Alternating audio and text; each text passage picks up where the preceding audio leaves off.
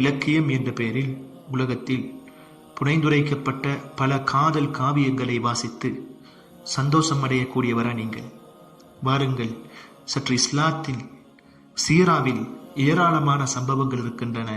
அவற்றில் ஒன்றை இன்றைய தினம் நாங்கள் பார்ப்போம்.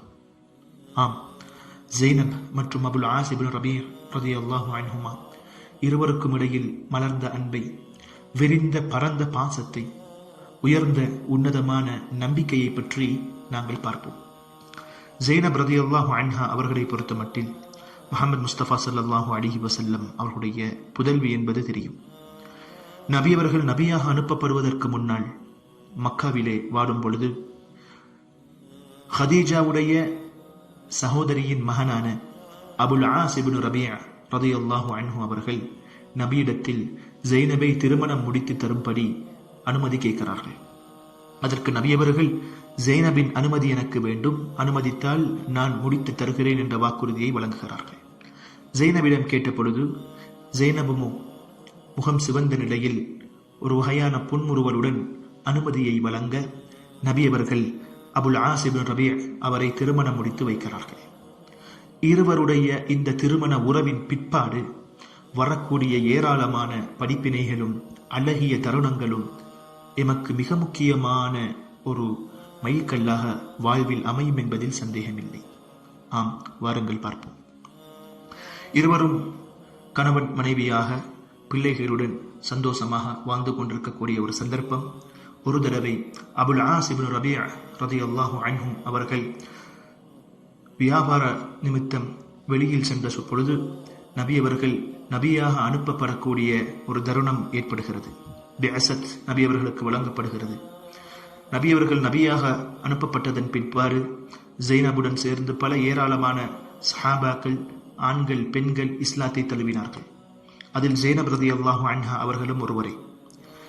வியாபாரத்தை முடித்துவிட்டு வீடு திரும்பிய அபுல் ஆஸ் இப்னு ரபீஅை பார்த்து ஜெய்னப் ரலியல்லாஹு அன்ஹா அவர்கள், என்னிடம் மிக முக்கியமான ஒரு தகவல், ஒரு செய்தி இருக்கிறது, நான் கூற ஆசைப்படுகிறேன் என்பதாக கூறி, எனது தந்தை நபியாக அனுப்பப்பட்டிருக்கிறார், நானுமோ இஸ்லாத்தை ஏற்றுக்கொண்டு விட்டேன், பிள்ளைகளும் இஸ்லாத்தை ஏற்றுக்கொண்டு விட்டார்கள், என்னுடன் பலர் இஸ்லாத்தை ஏற்றுக்கொண்டு விட்டார்கள், நீங்களும் இஸ்லாத்தை ஏற்றுக்கொள்ள வேண்டும் என்ற ஒரு தஅவாவை முன்வைக்கிறார்கள். அபுல் ஆஸ் இப்னு ரபீஅ ரலியல்லாஹு அன்ஹு அவர்கள், என்னால் முடியாது, பெண்ணுக்காக, மனைவிக்காக எனது மூதாதையர்களுடைய கொள்கையை மாற்றிவிட்டேன் என்று எனது சமூகம் என்னை பேசுவதை நான் ஒருபோதும் தாங்கிக் கொள்ள மாட்டேன் என்பதாக மறுத்துவிட்டார்கள். ஜெய்னப் ரலியல்லாஹு அன்ஹா அவர்களிடத்திலே, எனக்கு இந்த விடயத்தில் நீங்கள் சற்று ஒத்துழைக்க வேண்டும் என்பதாக வேண்டிக் கொண்ட பொழுது ஜெய்னப் ரலியல்லாஹு அன்ஹா அவர்களும், ஏன், நீங்கள் எனது கணவர், எனது பிள்ளையின் தகப்பனார், நான் உங்களுடன் நல்ல விடயங்களில் எப்பொழுதுமே உதவியாகத்தான் இருப்பேன் என்பதாக வாக்குறுதி அளிக்கிறார்கள். கிட்டத்தட்ட அந்த வாக்குறுதி 20 வருட காலமாக நீடித்துக் கொண்டே இருக்கிறது. 20 வருட காலம் மக்காவிலே இருவரும் வாழ்ந்து கொண்டுதான் இருந்தார்கள். முதலாக நபி ஸல்லல்லாஹு அலைஹி வஸல்லம் மக்காவிலிருந்து மதீனாவுக்கு போக வேண்டிய ஹிஜ்ரத்துடைய சந்தர்ப்பம் வருகிறது. நபி அவர்களிடத்திலே ஓடோடி போய் ஜெய்னப் ரலியல்லாஹு அன்ஹா அவர்கள், நான் இந்த ஹிஜ்ரத்தில் வர வேண்டுமா, எனக்கு நீங்கள் எனது கணவனுடனும் எனது பிள்ளைகளுடன் இருப்பதற்கு அனுமதி தருவீர்களா என்பதாக கேட்ட பொழுது நபி அவர்கள் அதற்கான அனுமதியை வழங்கினார்கள். மீண்டும் தனது கணவனோடு ஜெய்னப் ரலியல்லாஹு அன்ஹா அவர்கள் இருக்கிறார்கள். காலம் போகிறது. பத்ருடைய யுத்த களம்.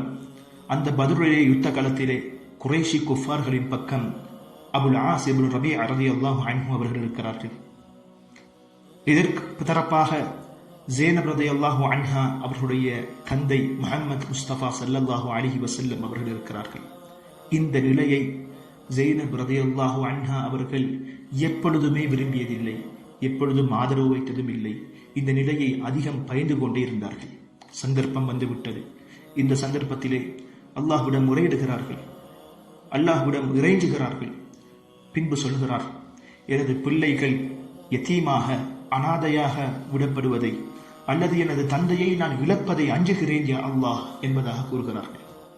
யுத்தம் நடக்கிறது. சிறை கைதியாக அபுல் ஆஸ் இப்னு ரபீஅ பிடிக்கப்பட்டு நபி அவர்களிடத்திலே அவர்கள் ஒப்படைக்கப்படுகிறார்கள். கெட்டமான முயற்சிகளை எடுத்து கைதிகளை விடுவித்துக் கொண்டு சென்றார்கள்.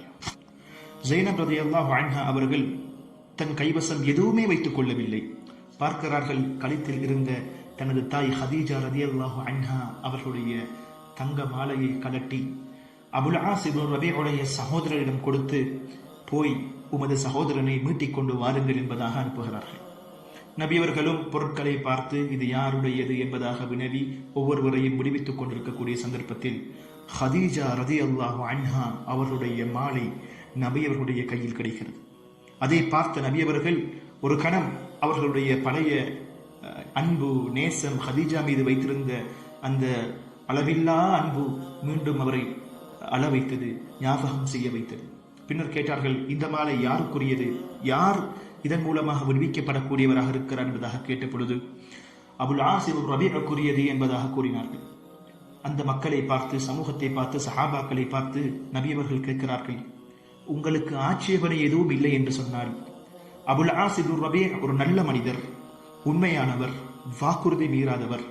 அவரை விடுவித்து அவருடைய இந்த பொருளையும் அவரோடு அனுப்புவதற்கு நீங்கள் அனுமதிப்பீர்களா என்று கேட்ட பொழுது அந்த சமூகத்தில் இருந்த சஹாபாக்களும் ஆம் யா ரசூலல்லாஹ் என்ற அனுமதியை வழங்குகிறார்கள். அந்த மாலையை கொடுக்கிறார்கள், விடுவிக்கிறார்கள். பின்னர் சொல்லுகிறார், ஜெய்னபிடத்திலே நீங்கள் சொல்லுங்கள், இது ஹதீஜாவுடைய மாலை, இதில் பொடுபோக்காக இருக்க வேண்டாம் என்ற நபியவர்களுடைய அன்பை, அங்கே ஹதீஜா மீது இருந்த அன்பை வெளிப்படுத்தி அனுப்புகிறார்கள். பின்னர் அபுல் ஆஸ் இப்னு ரபீஉ ரலியல்லாஹு அன்ஹு அவர்களை கூப்பிட்டு அழைத்து சொல்லுகிறார், அல்லாஹு தஆலா முஸ்லிம் காஃபிர் இருவரும் தம்பதியர்களாக இருந்தால் பிரித்து வைக்கும்படி என்னிடம் கட்டளையிட்டிருக்கிறான். அந்த வகையில் ஜெய்னபை என்னிடம் மீட்டி தந்து விடுங்கள் என்பதாக கேட்ட பொழுது அபுல் ஆஸ் இப்னு ரபீஉ, பிரச்சனை அல்ல யா ரசூலல்லாஹ், பிரச்சனை அல்ல, தாராளமாக எடுத்துக் கொள்ளுங்கள், மீட்டிக் கொள்ளுங்கள் என்பதாக சொல்லிவிட்டு மக்காவுக்கு செல்கிறார்கள். மக்காவுக்கு சென்ற அபுல் ஆஸ் இப்னு ரபீஉ ஜெய்னப் ரலியல்லாஹு அன்ஹா அவர்களை பார்த்து, இதோடு எல்லாம் முடிந்து விட்டது, நீங்கள் செல்ல வேண்டிய சந்தர்ப்பம் வந்துவிட்டது, நீங்கள் உங்களது தந்தையின் பக்கம் சென்று விடுங்கள், அங்கே அந்த கட்டளை பிறப்பிக்கப்பட்டதாக கூறியிருக்கிறார் என்பதாக அந்த பிரிக்கக்கூடிய சட்டத்தை சொல்லி ஜெய்னப் ரலியல்லாஹு அன்ஹா அவர்களை பிள்ளைகளோடு மதீனாவுக்கு செல்ல வேண்டிய ஏற்பாடுகளை செய்து கொடுக்கிறார்கள். ஜெய்னப் ரலியல்லாஹு அன்ஹா அவர்கள் மதீனாவுக்கு வருகிறார்கள். மதீனாவுக்கு வந்த பிறகு கிட்டத்தட்ட 6 ஆண்டுகள் பல பெரும் பெரும் சஹாபாக்கள் திருமணம் முடிப்பதற்கான பல பேச்சுவார்த்தையில் ஈடுபட்டு கொண்டே இருந்தார்கள். எந்த பேச்சுவார்த்தைக்கும் எந்த அனுமதிகளுக்கும் காது சாய்க்காமல், செவி சாய்க்காமல் அவற்றை தட்டிக்கொண்டே இருந்தார்கள் ஜெய்னப் ரலியல்லாஹு அன்ஹா அவர்கள். ஏன், அபுல் ஆஸ் இப்னு ரபீஉ இஸ்லாத்தை ஏற்று என் கணவனாக மீண்டும் வருவார் என்ற ஒரு நம்பிக்கை தான் இருந்தது. ஒவ்வொரு கட்டத்திலும் ஜெய்னப் ரலியல்லாஹு அன்ஹா அவர்கள் நீங்கள் இஸ்லாத்தை தழுவிவிடுங்கள் என்ற தஅவாவை வழங்கிக் கொண்டே இருந்தார்கள் ஆரம்பத்திலிருந்து. அந்த எந்த அழைப்பிற்கும் அபுல் ஆஸ் இப்னு ரபீஉ சரியான பதில் கொடுத்ததே கிடையாது. இப்ப மதீனாவுக்கும் அவர்கள் வந்து விட்டார்கள். மதீனாவுக்கு வந்து கிட்டத்தட்ட 6 ஆண்டு காலத்துக்கு பிற்பாடு அபுல் ஆஸ் இப்னு ரபீஉ வேறொரு வியாபார நோக்கத்துக்காக வேண்டி வேறொரு ஊருக்கு சென்ற சந்தர்ப்பத்திலே மதீனாவில் இருந்து ஸைத் இப்னு ஹாரிஸா ரலியல்லாஹு அன்ஹா அவருடைய தலைமையில் ஒரு கூட்டத்தை அனுப்பி அந்த சமூகத்தை முற்றுகையிட்டு கைதிகளாக பிடித்துக் கொண்டு திரும்ப மதீனாவுக்கு கொண்டு வருகிறார்கள். மதீனாவுக்கு கொண்டு வந்து சிறை கைதிகளாக வைத்த பொழுது பொருட்களுடன் அபுல் ஆஸ் இப்னு ரபீஉ அதிலிருந்து தப்பி ஸைனப் ரலியல்லாஹு அன்ஹா அவர்களுடைய வீட்டில், மதீனாவில் இருக்கக்கூடிய அந்த வீட்டில் கதவை தட்டி, எனக்கு நீங்கள் பாதுகாப்பு தர வேண்டும் என்பதாக கேட்ட பொழுது, தாராளமாக தருவேன், வாருங்கள், நீங்கள் எனது தாயின் சகோதரியின் மகன், எனக்கு நீங்கள் உறவுக்காரர், வந்து இருங்கள் என்பதாக அனுமதி கொடுத்துவிட்டு சுபஹுடைய நேரம், சுபஹ் தொழுகைக்கு அவர்கள் ஆயத்தமாகி சஹாபாக்கள் நபியவர்கள் எல்லாருமே தொழுகையை முடித்துவிட்டு இருக்கக்கூடிய சந்தர்ப்பத்திலே ஒரு சத்தம் கேட்கிறது. நான் அபுல் ஆஸ் இப்னு ரபீஉக்கு பாதுகாப்பு வழங்கியிருக்கிறேன் என்பதாக ஒரு சத்தம். ஸைனப் ரலியல்லாஹு அன்ஹா அவர்களுடைய சத்தம் தானே இது என்பதாக நபியவர்கள் கேட்க, ஆம் யா ரசூலல்லாஹ் என்பதாக கூற, அங்கே போய் பார்க்கிறார்கள், அபுல் ஆஸ் இப்னு ரபீஉ இருக்கிறார்.